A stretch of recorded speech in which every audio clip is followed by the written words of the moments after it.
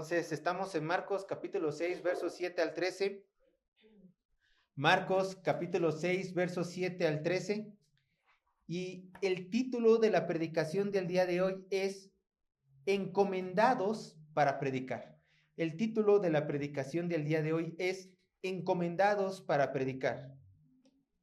Hermanos, de manera de introducción yo les quiero decir que actualmente me encuentro leyendo un libro que se llama La crianza de hijos piadosos en un mundo impío, dejando un legado duradero. El autor es Ken y Steve Ham, que por lo menos Ken es el presidente y fundador del Ministerio Respuestas en Génesis, un ministerio de apología que Dios levantó fuertemente. De hecho, este mismo Ministerio de Respuestas en Génesis es el que tiene en el museo hecho a tamaño real del Arca de Noé. Búsquenlo ahí en internet, está en Estados Unidos. Y en este libro, a pesar de que yo no estoy casado, pues tengo que estar leyéndolo. ¿Para qué? Por si hay que aconsejar a los hermanos para conocer un poco más del tema de las crianzas de los niños. Y en este capítulo, el autor, que es Ken Ham, menciona que ha encontrado algo muy repetitivo en varios padres cristianos, especialmente varones. Ahorita me voy a concentrar en los varones. Y es que los padres cristianos tienen miedo en tratar de educar a sus hijos a la luz de las escrituras. Tienen miedo, son temerosos. Si él ha preguntado, él ha indagado a estos hermanos, ¿por qué tienen miedo de enseñarles a sus hijos de la palabra de Dios y de criarlos conforme a la palabra de Dios? Y ellos le han llegado a contestar, por lo menos esto mencionan en su libro, que como ellos no tuvieron un ejemplo cristiano de un padre amoroso hacia ellos, un padre amoroso como líder en la casa, respetando a su mujer, por supuesto, ni un padre que le instruyó en las escrituras, ellos dicen, tengo miedo porque a lo mejor como no tuvo un ejemplo, la voy a regar. La puedo regar. Entonces, el hermano Ham dice lo siguiente en su libro, conforme a estos hermanos temerosos que tienen miedo, repito, de educar a sus hijos. Dice lo siguiente, cito, tú puedes leer toda clase de libros y recibir muchos seminarios sobre cómo ser padre y ser el líder espiritual, obviamente, de tu casa. Pero cuando nos centramos en esto, la cosa más importante para hacer es solamente hacerlo. Nunca lo vas a hacer perfectamente, pero debes solamente lanzarte y empezar. ¿Quieres ser un padre bíblico? ¿No sabes cómo? Tiene la escritura y enseña a tus hijos a vivir conforme a la luz de las escrituras. Nunca vamos a ser padres perfectos, dice este autor, pero tenemos que intentar que nuestros hijos lleguen a los pies de Cristo y que nuestros hijos sean verdaderos cristianos. Simplemente hay que intentar. Hay que empezar ¿cuándo? Mañana no, desde hoy. Es la idea del pastor Ham. Entonces, ahora yo les quiero decir algo y les voy a adelantar. El texto que vamos a ver el día de hoy, Marcos capítulo 6, 7 al 13, no habla de la crianza de los hijos. No habla de la crianza de los hijos. Oye, Sergio, entonces, ¿por qué me diste esta cita? Bueno, porque hay un principio. Dice Ken, aviéntate. Y hay cosas que se aprenden así. Simplemente, pues ya tienes el hijo, ya eres papá, pues vas a tener que ser papá. Aquí los apóstoles, los discípulos, iban a tener una misión. Se iban a separar del ala de nuestro Señor Jesucristo. ¿Para qué? Para iniciar a evangelizar. Siempre habían evangelizado al lado de Jesús y ahora tenían que evangelizar lejos de Jesús. Jesús dijo como que, aviéntate, hazlo. Y eso nos deja una pregunta. ¿La tarea del evangelismo es un mandato solamente para los apóstoles? ¿Fue un mandato solamente para los apóstoles? No. Entonces, ¿hoy qué vamos a ver? Vamos a ver cómo el predicar el evangelio no es una tarea exclusiva para los hombres de Dios del pasado, para los apóstoles, sino que es una labor que hoy tenemos que hacer todos nosotros. Ahora sí, vamos a leer nuestro texto. Dice Marcos capítulo 6, verso 7. Después de leer el texto, les presento el bosquejo del día de hoy para que me sigan la idea. Dice Marcos capítulo 6, versos 7 al 13. Dice lo siguiente. Después llamó a los 12 y comenzó a enviarlos de dos en dos y les dio autoridad sobre los espíritus inmundos y les mandó que no llevasen nada para el camino, sino solamente bordón, ni alforja, ni pan, ni dinero en el cinto, sino que calcen sandalias y no vistiesen dos túnicas. Y les dijo: donde quiera que entréis en una casa, posad en ella hasta que salgáis de aquel lugar. Y si en algún lugar no os recibieren, ni os oyeren, salid de allí y sacudid el polvo que está debajo de vuestros pies para testimonio de ellos. De cierto os digo que en el día del juicio será más tolerable el castigo para los de Sodoma y Gomorra que para aquella ciudad. Y saliendo, predicaban que los hombres se arrepintiesen. Verso 13. Y echaban fuera muchos demonios y ungían con aceite a muchos enfermos. ¿Y qué? Y los sanaban. Les presento el bosquejo del día de hoy. Punto número 1 del bosquejo. Jesús es quien envía a predicar. Verso 7. Punto número 1 del bosquejo. Jesús es quien envía a predicar. Verso 7. Punto número 2 del bosquejo. Jesús es quien instruye en la labor de predicar. Verso 8 al 11. Punto número 2 del bosquejo. Jesús es quien instruye en la labor de predicar. Verso 8 al 11. Punto número 3 del bosquejo. Jesús ha dado un mensaje. Verso 12. Punto número 3 del bosquejo. Jesús ha dado un mensaje. Verso 12. Y punto número 4 del bosquejo.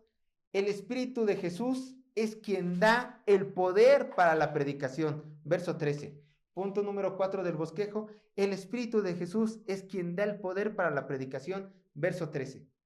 Entonces, ya saben, si no lo alcanzaron a escribir, pueden después en sus casas ver la predicación en internet y ahí terminar de escribir. Así que ahora vamos al punto número 1 del bosquejo con nuestro primer versículo. Jesús es quien envía a predicar. Y vamos a ver el verso 7. ¿Cuál es nuestra costumbre, hermanos? Como lo decimos muy a menudo, la mejor manera de predicar la palabra es leer, explicar y aplicar. Esa es la predicación expositiva. Leer, explicar y aplicar. Entonces, vamos a leer. Verso 7. Vamos a leer palabra de Dios. Marcos capítulo 6, verso 7. Dice así la palabra de Dios. Después llamó a los 12 y comenzó a enviarlos de dos en dos y les dio autoridad sobre los espíritus inmundos. Vamos a detenernos tantito en la palabra después. Dice el verso, después. Cuando leemos esta palabra, nos está hablando de un periodo del tiempo posterior a lo narrado. O sea, cuando Jesucristo aquí dice, o Marcos, que escribió el Evangelio, dice, después quiere que llegue a nuestra mente lo que ocurrió en los versículos anteriores. ¿Qué es lo que ocurrió en los versículos anteriores? De Marcos capítulo 6, verso 1 al 6. ¿Qué es lo que ocurrió? Bueno, nuestro Señor Jesucristo se nos narra de Capernaum, decide ir a su ciudad natal, no es que haya nacido ahí, sino que es donde se crió, a Nazaret, a predicar ahí en el Evangelio. Le predica a sus amigos, le predica a sus familiares, le predica a sus conocidos, vaya, le predica a su pueblo natal. ¿Y qué es lo que ocurrió en Nazaret? No creyeron en él, lo desecharon. Entonces, dice el verso 6 que una vez predicado en Nazaret y que lo menospreciaron, lo ofendieron, Jesucristo sale y empieza a predicar en otros lados. Ese es el contexto inmediato, anterior, que tenemos que tener en mente. Después dice Marcos, después de que Jesucristo estuvo en Nazaret, después de que fue desechado por los suyos, ocurre lo siguiente. Después, ¿qué ocurre? Después, dice el verso 7, después llamó a los 12. Llamó a los 12. Aquí Marcos ocupa la palabra llamar. En griego esta palabra de llamó es la palabra griega poskaleo, que tiene un significado de hacer venir, pero para convocarlos para una tarea. Hago venir a alguien porque le voy a dar una tarea que hacer. Entonces, llama a los 12 porque tiene pensado Jesús mandarlos a hacer una tarea. Entonces, poskaleo, llamó. los llamó a los 12. Y nace otra pregunta, ¿quiénes son los 12? Aquí se menciona a los 12, pero ¿quiénes son los 12? Bueno, están hablando de los 12 apóstoles, o sea, los discípulos más cercanos de nuestro Señor Jesucristo. Jesús tenía muchos discípulos, pero estos 12 eran especiales. Eran especiales. ¿Por qué? Porque a excepción de Judas, el Iscariote, iban a ser los encargados de predicar el evangelio a todas las naciones. Eran los encargados de cuidar la palabra de Dios íntegra. Ahora, noten algo. Los apóstoles eran gente muy especial. La palabra apóstol viene de un significado de uno que es enviado. Eso quiere decir apóstol, uno que es enviado. Pero no hay que confundir esta palabra con la palabra ángelos o ángel en nuestra traducción, porque la palabra ángel también quiere decir enviado. Entonces, a simple vista, apóstol, uno que es enviado, y ángel, enviado, mensajero, podrían sonar como sinónimos, como palabras muy similares, pero realmente no lo son, no son palabras similares. ¿Por qué? Porque ángelos tiene el significado de uno que es enviado, de un simple mensajero, alguien que va a entregar una carta, por así decirlo, nada más. Pero apóstol tiene un significado mucho más grande, mucho más profundo. Es como una persona, un delegado, un embajador, un representante oficial. Ese es un apóstol. De hecho, voy a citarles otra cita de otro libro llamado 12 hombres comunes y corrientes, que habla de los apóstoles, que es el libro de John MacArthur, que dice lo siguiente, cito, para que entendamos un poco más la palabra apóstol. Dice, en arameo, la palabra tiene un paralelo exacto, salía. Recuerden que en el tiempo de Jesús, la lengua común en Israel, la lengua que el mismo Jesús habló, no era el hebreo, sino el arameo. En ese primer siglo de cultura judía, el salía era un representante oficial del Sanedrín, o sea, el concilio que gobernaba Jerusalén o Israel. Un salía ejercía todos los derechos del Sanedrín, hablaba por ellos y cuando hablaba lo hacía con su autoridad. Se le otorgaba el mismo respeto y atención que el concilio mismo, pero nunca entregaba su propio mensaje. Su tarea era entregar el mensaje del grupo al que representaba. El cargo de un salía era bien conocido. Los salía eran los encargados de arreglar disputas legales y religiosas y actuaban con toda la autoridad del concilio completo. Algunos rabíes prominentes también tenían su salía, o sea, sus enviados, que enseñaban su mensaje y representaban con toda su autoridad. Aún la misma Mishnah judía, que era una colección de tradiciones orales concebidas originalmente como un comentario de la ley, reconocía la función del salía diciendo, el enviado, o sea, el salía, por el hombre, es como el hombre mismo, de modo que la naturaleza del cargo era bien conocida por el pueblo judío. Así que, cuando Jesús nombró apóstoles, estaba diciendo algo muy familiar al pueblo de su cultura. Estos eran sus delegados, eran su salía de confianza, hablaban con su autoridad, entregaban su mensaje y ejercían también su autoridad. Fin de la cita. O sea, eran representantes legítimos del Señor Jesucristo. Lo que ellos hablaban era como si el Señor Jesucristo hablaba. Estos eran los 12 apóstoles. Bueno, recuerdan, ¿no? La palabra llamó. ¿A qué llamó Jesús a los apóstoles? Ya vimos que la palabra en su significado es llamarlos para hacer algo, ¿no? Para enviarlos algo. ¿A qué los llamó? Continúa el texto, Marcos 6, verso 7. Lo leo desde el principio. Después llamó a los 12, o sea, los apóstoles. ¿Y qué? Escuchen. Y comenzó a enviarlos de dos en dos. ¿Para qué los llamó? Para enviarlos. Pero noten, los mandaba ¿en qué? En dos en dos. De hecho, esto iba a ser una tradición que los apóstoles, después de la muerte de nuestro Señor Jesucristo, iban a seguir. Si vemos el libro de Hechos, siempre se emparejaban los apóstoles o los evangelistas, Pedro y Juan, Bernabé y Pablo, Pablo y Silas, Bernabé y Marcos, autor de este libro. Entonces, Ellos eran enviados. Esta era la tarea que Jesucristo les iba a dar a estos hombres. Iban a hacer enviarlos. Y dices, bueno, ¿enviarlos a qué? ¿A qué los iban a enviar?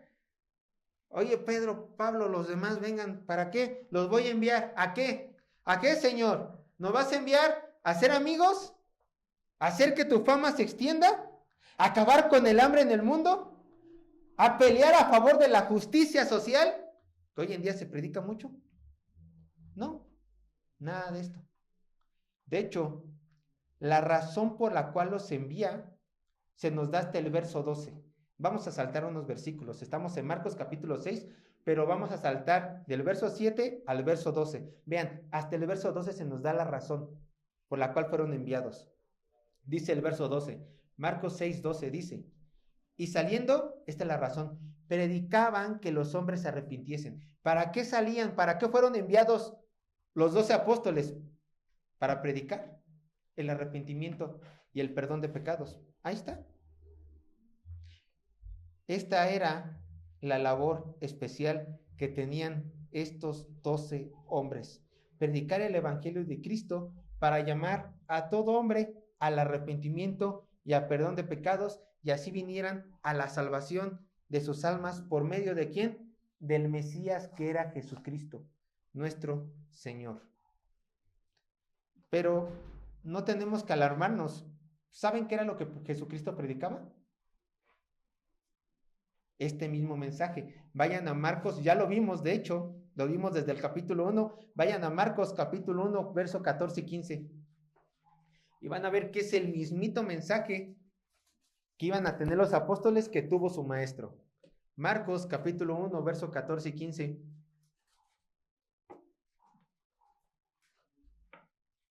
Dice Marcos capítulo 1, verso 14 y 15. Dice, después que Juan fue encarcelado, Jesús vino a Galilea predicando el evangelio del reino de Dios, diciendo, escuchen, el tiempo se ha cumplido y el reino de Dios se ha acercado. Arrepentíos y creed en qué, en el evangelio. Dijo Jesús, yo predico el arrepentimiento y apóstoles, ¿ustedes qué van a hacer? Ir y predicar el arrepentimiento, que el reino de Dios se ha acercado, que es el tiempo de salvación. Ahora vayan y predíquenlo. Estos apóstoles tenían la autoridad de predicar el reino de Dios, porque Jesucristo los había mandado con este mismo propósito. Bueno, quiero que noten algo, hermanos, muy interesante de estos versos, de que no podemos dejar pasar por alto. Y es que fue el mismo Señor Jesucristo en persona quien envió a los apóstoles a predicar el mensaje de la salvación. Fue el mismo Señor Jesucristo en persona. Y a lo mejor alguien muy vivo dirá, sí, Sergio, tienes toda la razón. Dios es el que manda a sus escogidos a predicar el santo mensaje que trae vida a las personas. ¿Pero qué crees? A mí Dios no me ha mandado. Y como a Dios no me ha mandado a mí personalmente como los apóstoles, yo no tengo que predicar el evangelio. Me voy a quedar aquí en mi iglesia, bien sentadito, con los brazos cruzados, esperando que los demás trabajen. ¿Por qué? Porque yo no tengo los talentos que los 12 apóstoles sí tenían. Bueno, hermano, hermana, si esta es tu manera de pensar, déjame decirte que estás sumamente equivocado o equivocada, ¿eh? ¿Por qué? Porque Jesús, desde el momento que dio la gran comisión, Mateo 28, todos nosotros, todos los que nos hacemos llamar sus discípulos, estamos llamados ¿a qué? A predicar el evangelio como los apóstoles en este texto.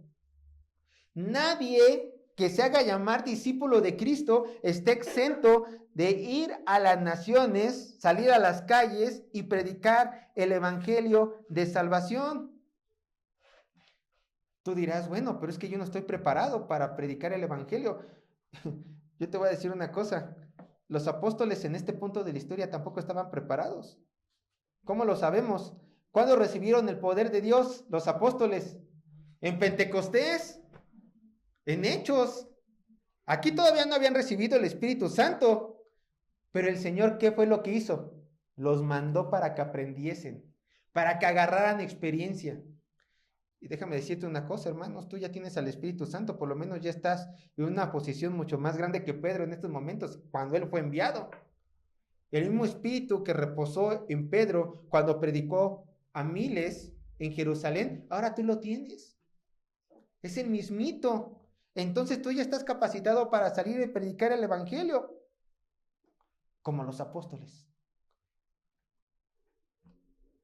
Vean lo que dice 2 de Timoteo capítulo 1 versos 7 y 8. Y esto es algo que tenemos que tener en mente en cada momento de nuestras vidas y en cada momento que el Señor nos ponga la oportunidad de predicar su evangelio. 2 de Timoteo capítulo 1 versos 7 y 8. Lo repito.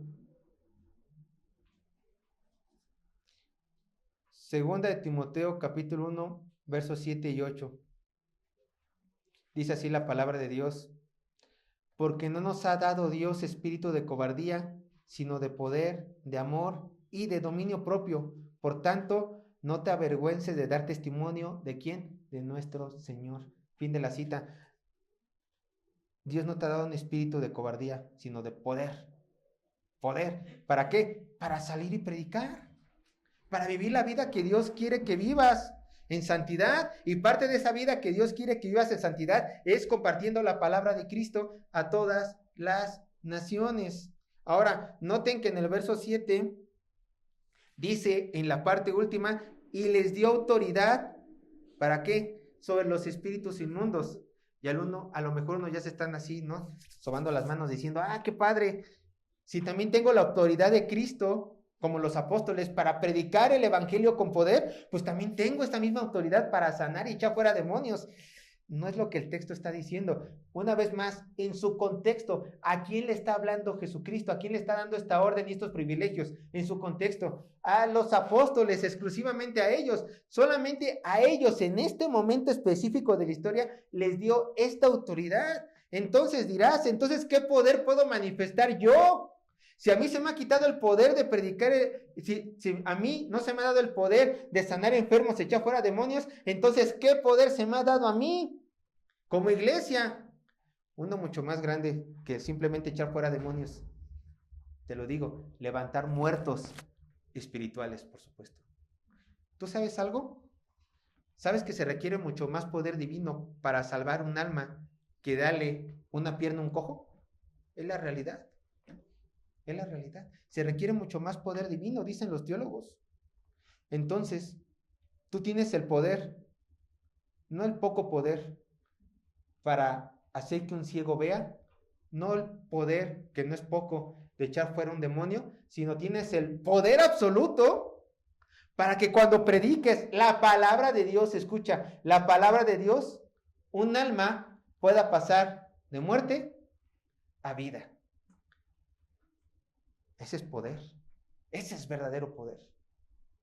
No nos conformemos con las migajas que muchos quieren agarrar.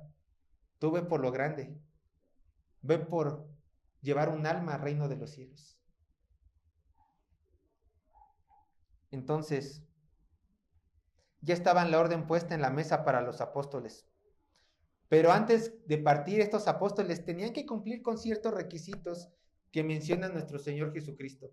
Dice, bueno, vengan, los voy a enviar de 2 en 2. Seguro nuestro Jesucristo los agrupó. Tú acá, tú acá, tú acá. A mí siempre me imagino que cómo sería, ¿recuerdan? Mateo, que era cobrador de impuestos, ¿no? Pero había otro que era un celote, ¿cierto? Ese celote que era un terrorista, alguien que mataba a los que estaban en favor de judíos, mataba a judíos que estaban en favor con el Imperio Romano. Yo siempre me imagino que el celote estuviera con Mateo, cómo hubiera estado la fiesta, ¿no? Uy, tú eras cobrador de impuestos y yo mataba gente como tú, mi amigo. Imagínense. No lo sé, puede ser. Pero así era un celote. O a Leveo. El Leveo que tenía 3 nombres, ¿no? El trinomio se le conoce. Leveo, Tadeo. Este Leveo quiere decir el niño de mamá, que lo hayan puesto como el más duro, con el celote más duro. También hubiera sido interesante, pero bueno, vamos a pasar a nuestro siguiente verso, verso 8. Marcos capítulo 6, verso 8.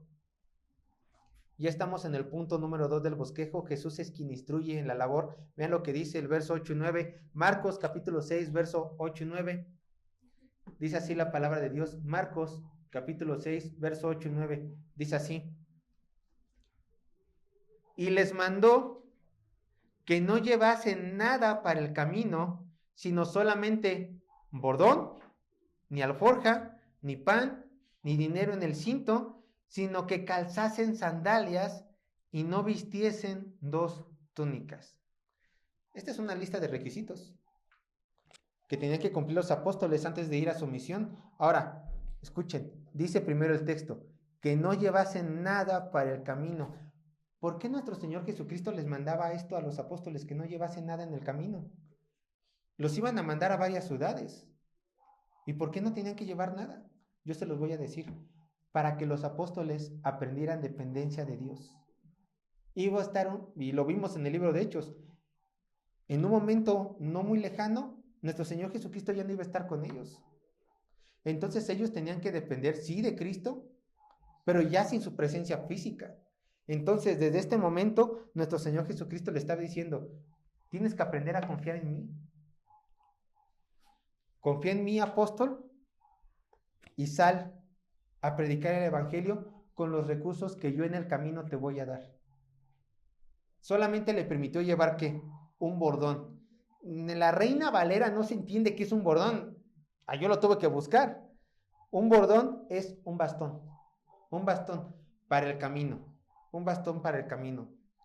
Muchas veces tú vas a una caminata y no está de más llevar un bastón, ¿no? Agarrar una rama, dices, me tiemblan las piernas. Bueno, ellos iban a caminar mucho, tenían que llevar un bastón para el camino. Pero les prohibió, dice, ni alforja. ¿Qué es una alforja? Bueno, una mochila de cuero para colocar cosas de viaje. O sea, ellos no podían llevar una mochila. ¿Por qué? Porque no iban a llevar muchas cosas, ¿ve? Tampoco iban a llevar pan. O sea, así como me voy, Señor, sí, así vete. Nada más agarra el palo y pues, camínale.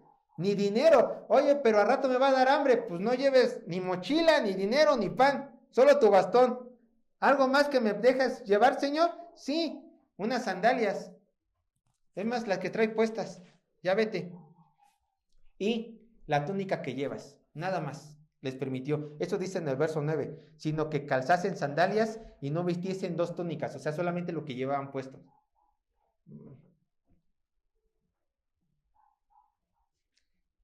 No iba a ser un viaje cómodo, hermanos. Tú no viajas sin comida, tú no viajas sin dinero, tú no viajas en una muda de ropa. ¿Quién sabe cuánto tiempo estuvieron afuera estos discípulos? Pero una vez más, ¿qué era lo que el Señor Jesucristo quería que estos hombres aprendieran? Dependencia a Él. Dependencia a Él. Ahora, hermano, hermana, escucha con atención.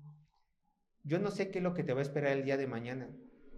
Yo no sé si el día de mañana Dios te hace un llamado a ti personalmente a salir fuera del lugar de donde vives, a predicar el evangelio. Yo no lo sé. Pero lo que sí sé es que sin importar el ministerio que quieras tener en el Señor, sin importar en la labor que quieras que quieras hacer para la gloria de Dios, tú tienes que confiar plenamente en ese Señor que te ha salvado y en ese Señor que te ha puesto en tu corazón qué es lo que tienes que hacer por Él para su gloria. Quizás te vayas a predicar a China, quizás simplemente prediques a tus vecinos, pero aún en esa labor, aunque pequeña sea a tus ojos, tú tienes que depender de tu Señor al 100%, como estos apóstoles iban a aprender a depender de su Señor en su primer viaje solos. Hermano, ¿quieres regalar las Biblias? ¿Quieres regalar Biblias a los inconversos, pero no tienes dinero? Confía en el Señor, en que Él proveerá. Careces de un conocimiento teológico profundo, pero quieres evangelizar y al mismo tiempo quieres estudiar en un seminario bíblico. No te preocupes, el Señor te abrirá las puertas para que estudies su palabra. Tu anhelo es ser misionero, pero una vez más no tienes dinero, pues simplemente obedece a tu Señor, conságrate, ora y verás cómo Él abrirá las puertas. No a lo que tú quieras, sino a lo que Dios disponga por ti. Muchas veces muchos misioneros quisieron ir a un país en específico. George Mueller, él quería predicar a los judíos. quería ser misionero, él era alemán, quería ser misionero para predicarle a los judíos. ¿Y sabes de Alemania dónde lo mandaron? A Inglaterra, a predicar a los ingleses y a abrir un orfanato. ¿Fue misionero? Sí. ¿En el lugar que quería? No. ¿Tuvo dependencia al Señor? Claro. Y el Señor lo movió en el lugar donde el Señor quería que estuviese. Dependencia a Dios, hermanos, dependencia a Dios, dependencia a Dios, dependencia a Dios. Y Él abrirá las puertas. En santidad, por supuesto.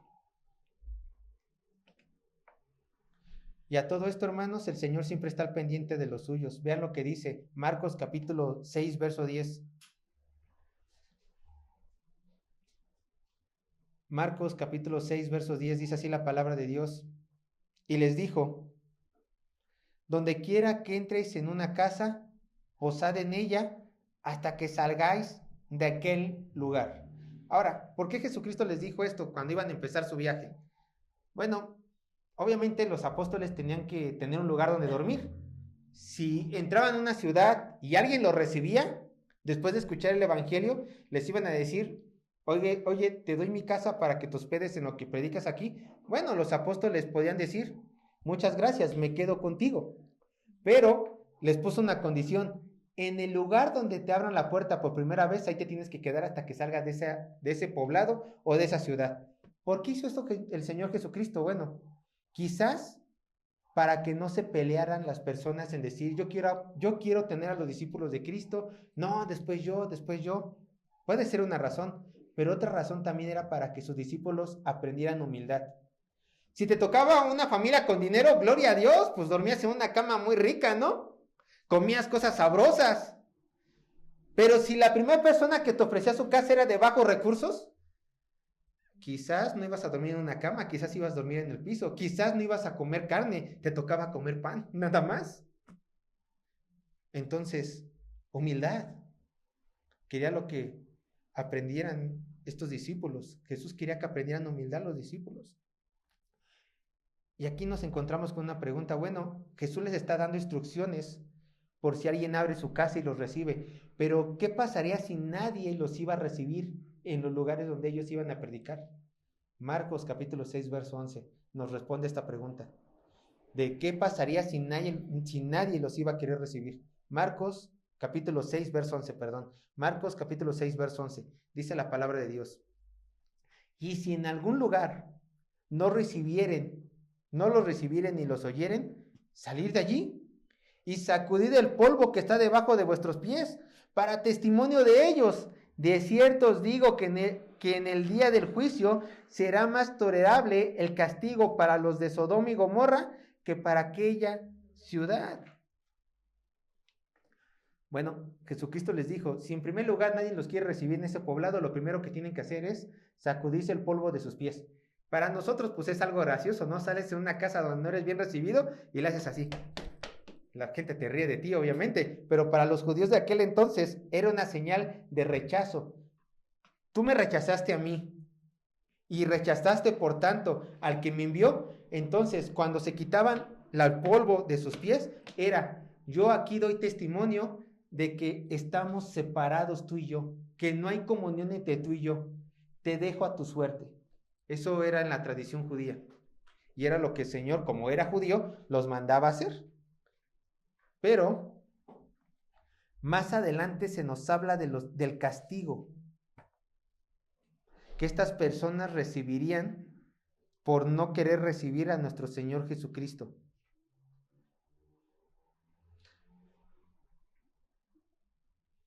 Pero antes de ver el castigo, hermanos, quiero decirles una cosa. Hasta ahorita, hasta estos versos, ustedes han notado, ¿quién es el que le da la dirección a los apóstoles? El Señor. ¿Quién es el que les dice cómo entrar y cómo salir? El Señor. ¿Quién es el que les da el mensaje a estos hombres? El Señor, Jesucristo. Y esto nos tiene que llevar a una conclusión. En el trabajo del evangelismo es Dios el que nos dice cómo tenemos que hacerlo. ¿A poco no les ha pasado que hay gente que dice que para evangelizar a las personas, si es joven, en nuestra iglesia tiene que haber buena música, muchas luces? Si es de noche una reunión de jóvenes, bajar las luces, tocar el piano, de piano, la guitarra, ¿no? Si quieres, a lo mejor si es una gente madura, a lo mejor en el sermón, pues empieza a tocar música un poco más suave, que le mueva los sentimientos para que pasen al frente. No lo sé, promételes, si ves que tiene una necesidad, promételes a las personas que su familia va a ser restaurada, que la esposa que lo dejó va a regresar, que el hijo que se fue de drogadicto va a dejar sus vicios. No lo sé. Promételes que van a tener dinero si quieres evangelizarlos. Promételes que van a tener un carro del año, que van a poder comprar el departamento de sus sueños. Si son solteros, promételes que por fin se van a casar. ¿No?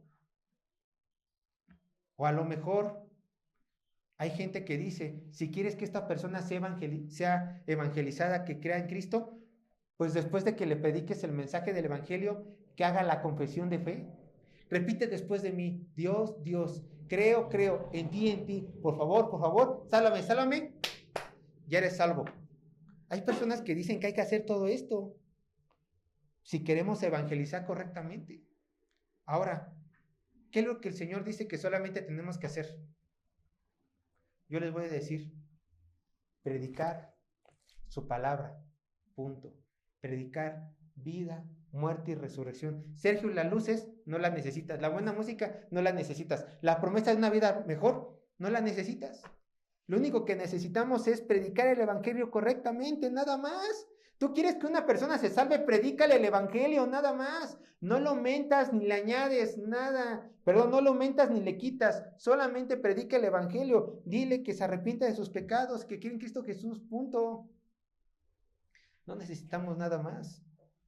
Nada más, hermanos.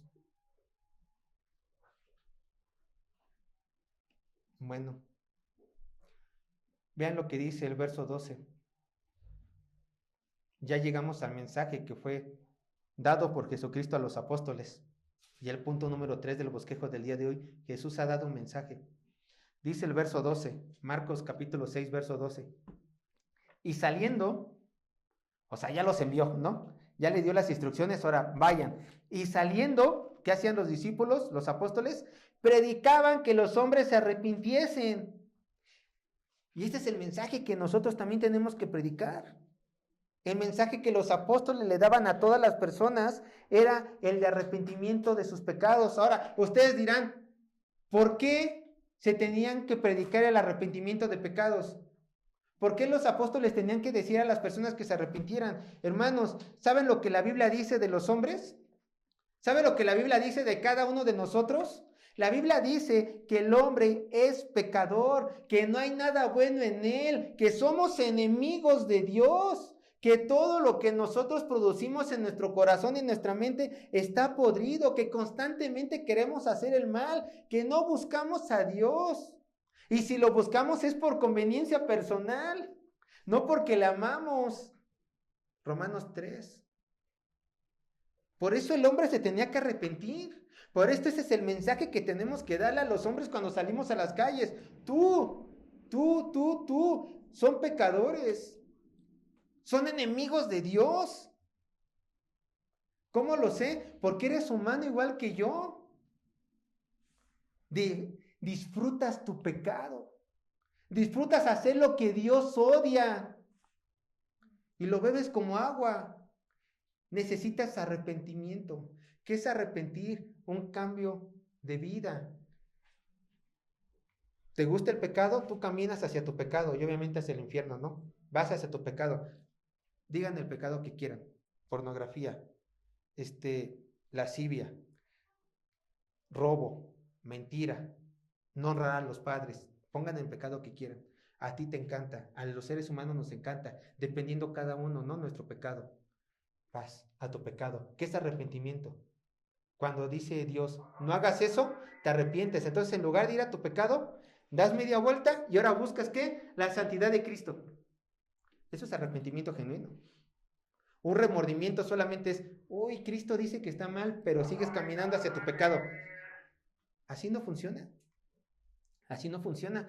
Acompáñame, ve lo que dice Romanos 3:23 para que entiendas cuál es la condición humana. Tu condición si es que no te has arrepentido en Cristo Jesús. Romanos 3:23.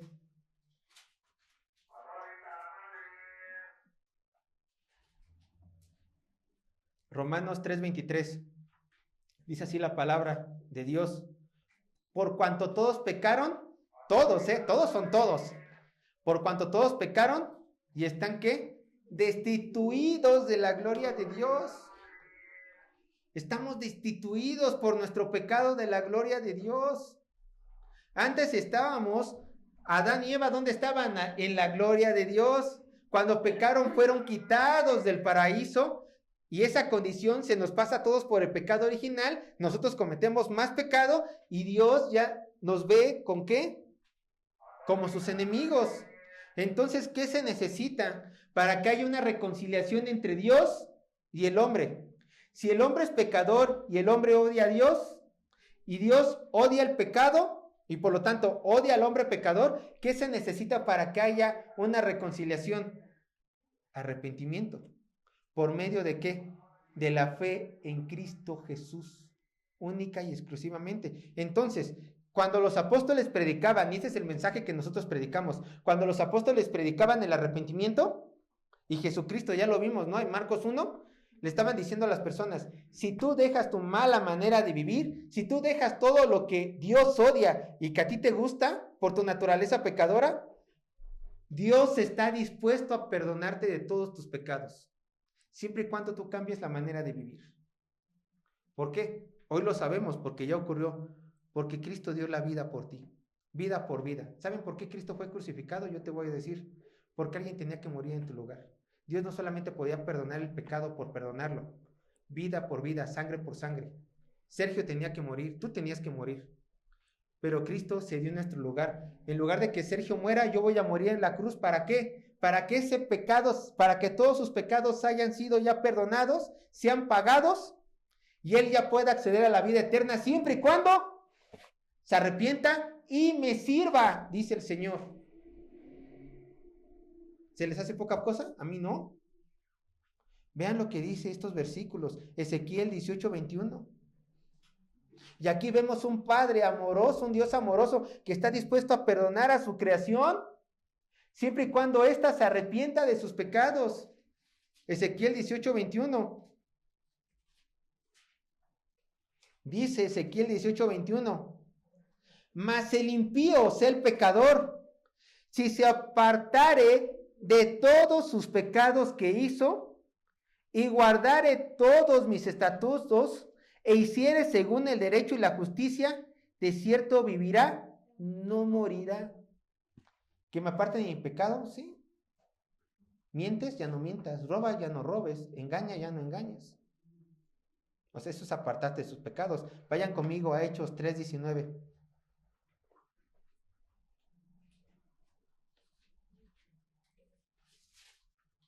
Hechos 3:19. Vean. Hechos 10:19.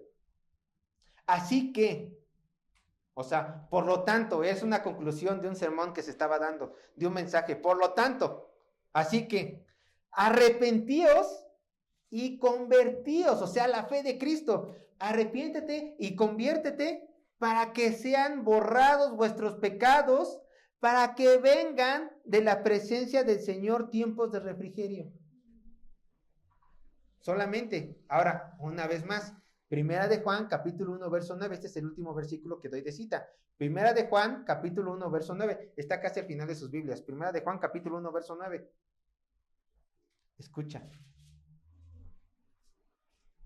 Primera de Juan, capítulo 1, verso 9, dice, escuchen, si confesamos nuestros pecados, Él es fiel y justo para perdonar nuestros pecados y limpiarnos de todo mal. Si nos arrepentimos de nuestros pecados, Hechos 3:19, nos convertimos a la fe de Cristo, Primera de Juan 1:9, y confesamos en arrepentimiento estos pecados a Dios pidiendo que nos perdone, Él es fiel y justo ¿para qué? Para limpiarnos de toda maldad, por lo tanto perdonarnos y hacernos coherederos con Cristo Jesús en el reino celestial. Ahí está el evangelio de Cristo.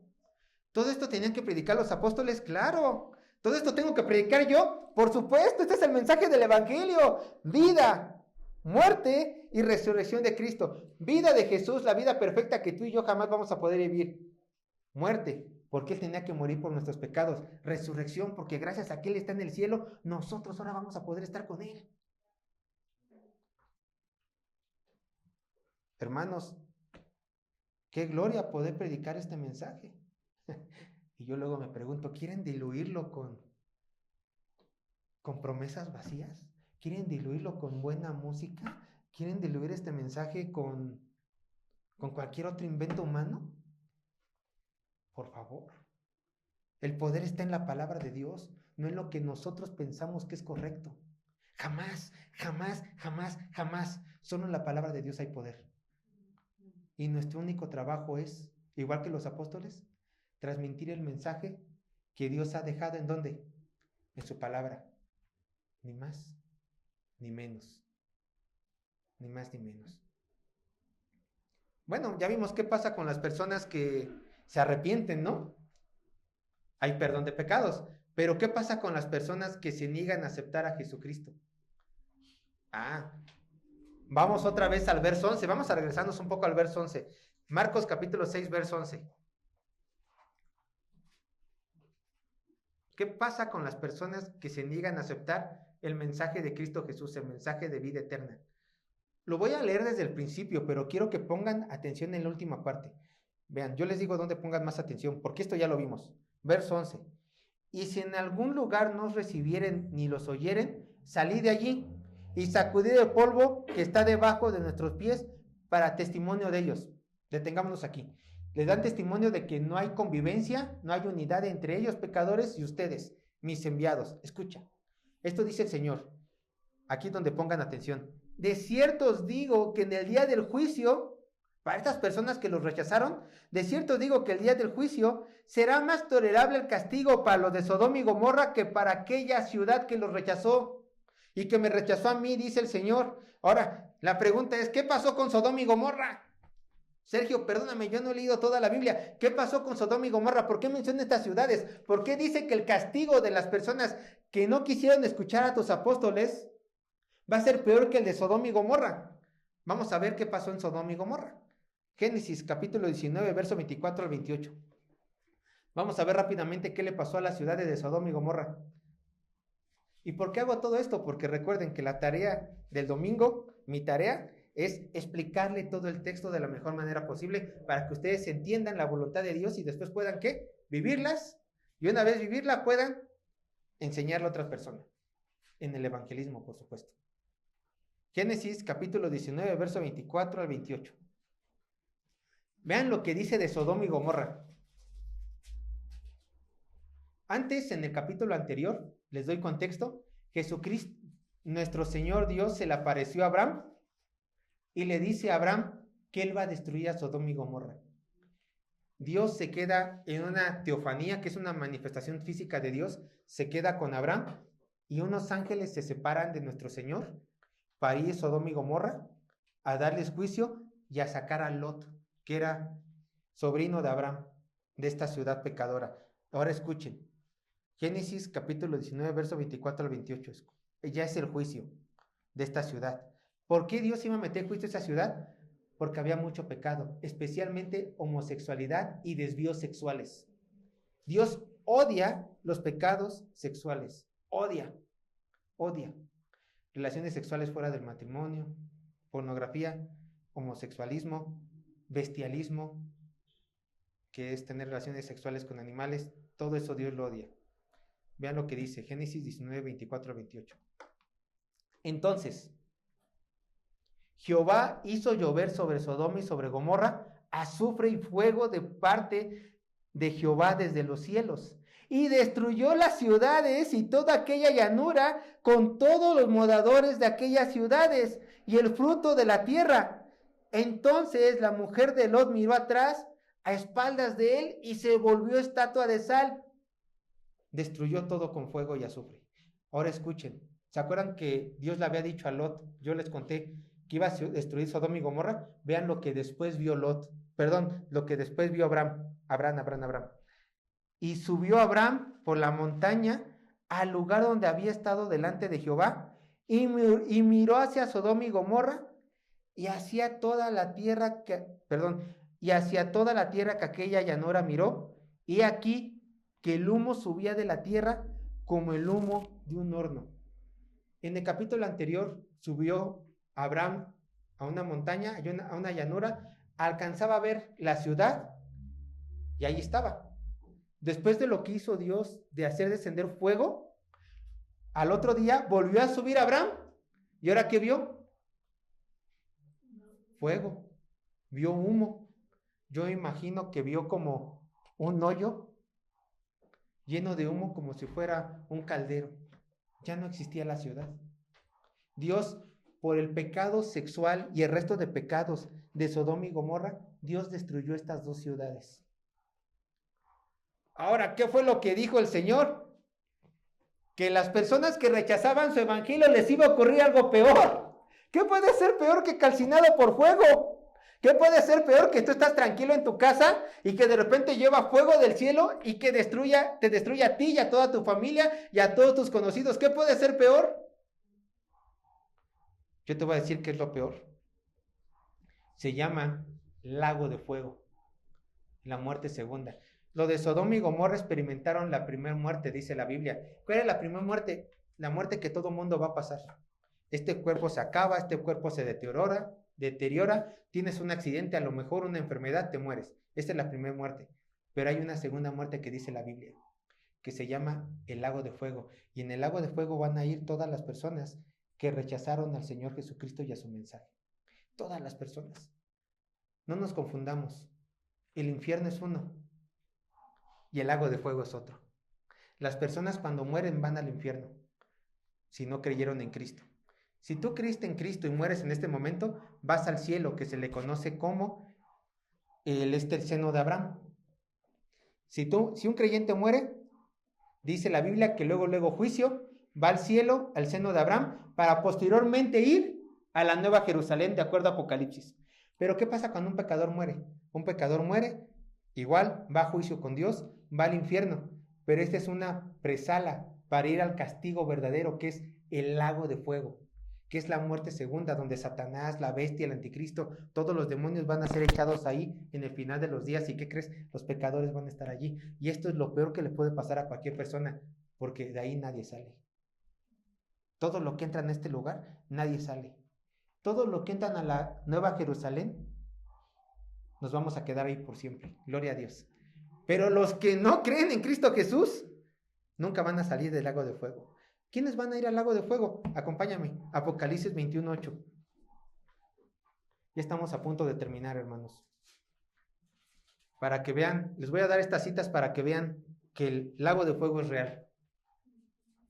Y el castigo de los pecadores va a ser real. Y esto es lo peor que les va a pasar, más allá de un castigo terrenal, como Sodoma y Gomorra. Apocalipsis 21:8. Apocalipsis 21:8. Dice, pero, Apocalipsis 21:8 dice, pero los cobardes e incrédulos, los abominables y homicidas, los fornicarios y hechiceros, los idólatras y todos los mentirosos tendrán su parte en el lago que arde con fuego y azufre, que es la muerte que segunda. Ahí está. Ahora, vete un capítulo antes. Apocalipsis 20:15. Escucha. Apocalipsis 20:15. Y el que no se halló escrito en el libro de la vida fue lanzado ¿a dónde? Al lago de fuego. Ahí está. Este es el destino eterno que le corresponde a todas las personas que no creen en Cristo Jesús. Se les hace poco el castigo en el infierno. El lago de fuego va a ser peor. Va a ser totalmente peor. Peor. Pero bueno, si crees en Cristo Jesús hay salvación, hay perdón de pecados. Tú no te preocupes por esto. ¿Por qué? Porque Cristo ya murió por ti. Tú estate tranquilo. Tú estate tranquilo. Que se preocupen aquellos que no quieran arrepentirse de sus pecados, como ya lo vimos. Y si tú puedes ayudarlos, ayúdalos. ¿Cómo? Predicándoles de Cristo. Predicándoles de Cristo. Vamos con el último versículo de Marcos capítulo 6.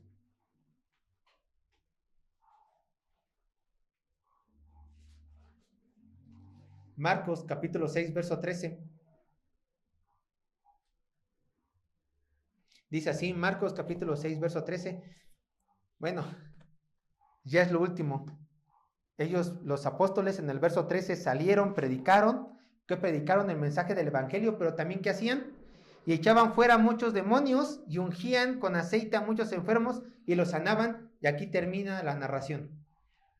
Fueron enviados no solamente a predicar el evangelio, sino también a sanar enfermos y echar fuera demonios. Ahora, ¿por qué aceite? No es como algunas denominaciones cristianas dicen que el aceite, porque tienen su aceite, unas denominaciones carismáticos, su aceite, y dicen, ¿quieres ser sano? Pasa enfrente, mira, este es el aceite de la unción, te echo poquito y vas a ser sano. Sana en nombre de Cristo. No, en aquel entonces no había el remedio que hoy tenemos, que es casi infalible. No había paracetamolazos, ¿no? Si vas al médico, al seguro, ¿qué te van a dar? Tu paracetamol, ¿no? Y cura cualquier enfermedad, de acuerdo al IMSS y al ISSSTE. Pero en aquel entonces, la medicina, pues, era aceite. Tenías una herida, aceite. Tenías un raspón, aceite. Y era su medicina de ellos, ¿no? Hoy tenemos el paracetamol, allá tenían eso. Entonces, ¿qué hacían? ¿Qué era lo que ellos hacían? Pues ungían, oraban y el Señor sanaba. ¿Y tenían ellos autoridad para sanar? Claro, en este momento Dios les dio esta autoridad. Ahora, ¿nosotros tenemos autoridad hoy en día para echar fuera demonios y sanar enfermos? No. No. Si vemos el registro de la iglesia, ese poder se nos fue quitado por un poder mucho más grande. Ya lo dije, predicar el evangelio y dar vida a los muertos.